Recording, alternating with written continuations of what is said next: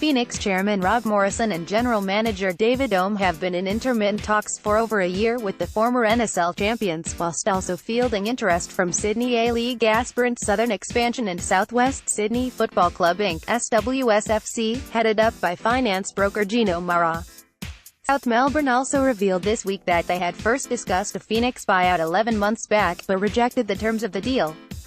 South bid chief Bill Papastergiadis wrote to Morrison 3 days ago seeking to restart negotiations amid intense speculation over the future of Phoenix, whose dire metrics have led FFA to threaten not to renew their 10-year license beyond the end of next season.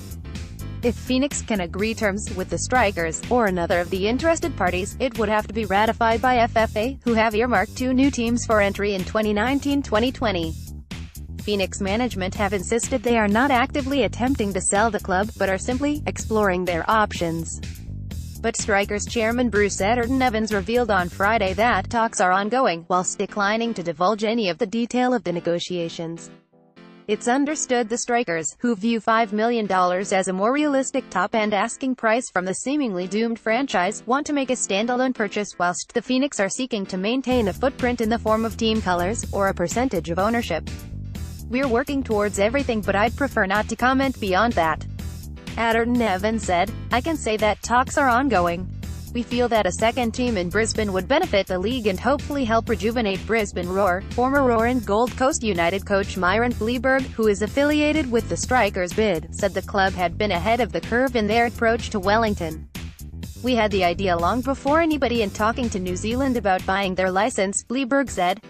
"Back then it didn't suit them and it wasn't the right time.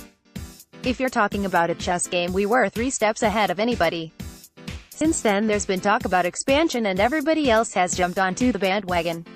Now they've had a few more approaches, but ours still stands. They know we are still interested. Obviously FFA would have the final say, and if a deal was agreed the buying party would have to benefit the competition and the expansion process." Papastergiadis, meanwhile, confirmed that Morrison and Ohm had visited him in Melbourne last year seeking to offload 25% of the club. "They wanted to sell that part ownership to us for $1.5 million, he explained. "The enticement for us was to play the Youth League and Women's League in Melbourne full-time with our colours, but still having some form of the Wellington brand. They would also have played some home games at South. But that didn't work for us. We didn't want to lose our identity and heritage. It seems now though that they are prepared to offload the whole lot. I've written to them expressing our interest in restarting the conversation. They're clearly on the market. I'm still waiting to hear back." The Phoenix have since denied the claims.